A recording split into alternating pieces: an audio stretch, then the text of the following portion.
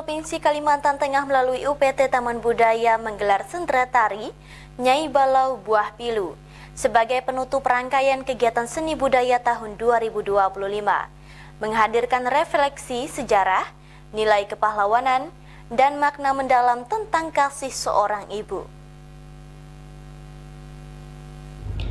Mewakili Gubernur Kalimantan Tengah, Staf Ahli Gubernur Bidang Ekonomi dan Pembangunan Yuas Elko menegaskan bahwa pementasan sendera tari tersebut bukan sekedar hiburan, melainkan sarana refleksi sejarah dan penguatan nilai-nilai budaya daerah. Dalam sambutannya, Yuas Elko menjelaskan bahwa kisah Nyai Balau syarat dengan pesan heroisme, keteguhan seorang ibu, kasih sayang, serta perjuangan mempertahankan martabat.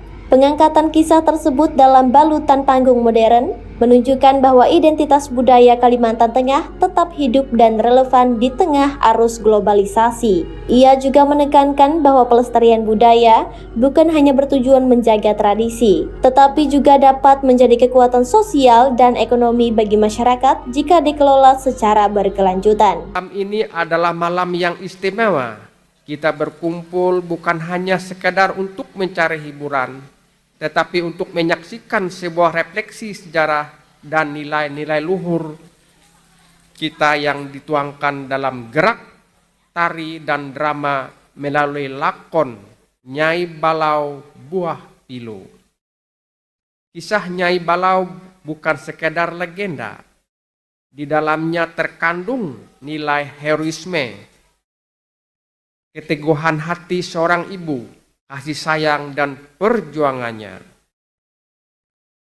mempertahankan buah hati dan martabatnya.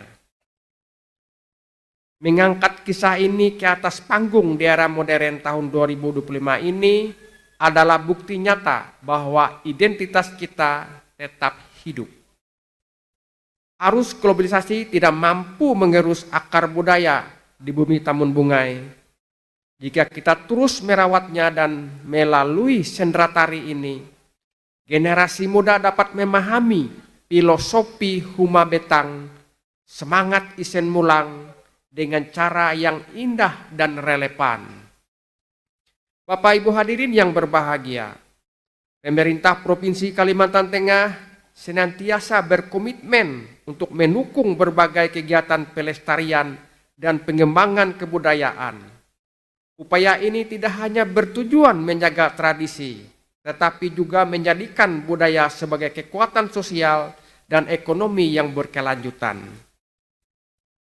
Saya berharap kegiatan ini dapat menumbuhkan rasa cinta dan bangga terhadap budaya sendiri, terutama bagi generasi muda. Mari kita jadikan kebudayaan sebagai sumber nilai, semangat gotong royong, dan inspirasi dalam membangun daerah yang maju dan berkarakter. Saya memberikan apresiasi setinggi-tingginya kepada UPT Taman Budaya Kalimantan Tengah dan seluruh seniman yang terlibat. Panggung terbuka ini adalah rumah bagi kreativitas kita. Saya berharap tempat ini terus hidup, berdenyut dan melahirkan karya-karya yang tidak hanya memukau mata, tetapi juga menyentuh jiwa, raga, dan rasa. Di tempat yang sama, Kepala UPT Taman Budaya Kalimantan Tengah Wilda Debinti MSI menyampaikan bahwa sentra tari Nyai Balau edisi tahun ini menjadi giat pemungkas Dinas Kebudayaan melalui Taman Budaya untuk tahun 2025.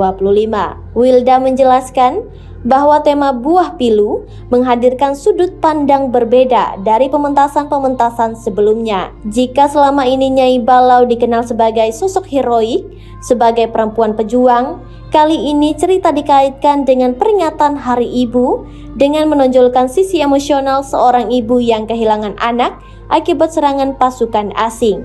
Menurutnya, pendekatan ini memberikan kedalaman dramatik baru yang memperlihatkan bagaimana seorang ibu tetap tegar meski diterpa duka mendalam. Pementasan ini didukung oleh sekitar 10-12 sanggar seni budaya dan seni modern Kalimantan Tengah. Seluruhnya melibatkan seniman asli daerah yang telah berprestasi. Kegiatan kita Sendra Tari Nyai Balau pada malam hari ini merupakan giat pamungkas untuk tahun 2025 yang diselenggarakan oleh Disdiklat melalui PT Taman Budaya.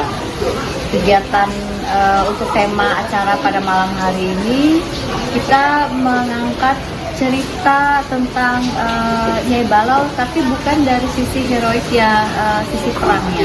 Selama ini kan kita mengenal Nyai Balau itu kan sebagai wanita yang turun berperang seperti itu. Tapi ini dikaitkan dengan peringatan Hari Ibu.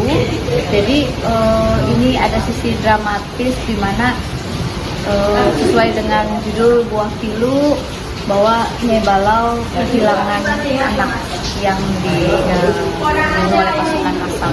Jadi di sini mengangkat sisi emosional seorang ibu yang kehilangan anaknya. Jadi ini yang membedakan Sendra Tari dengan judul genre Nyai Balau ini dari Nyai Balau sendiri.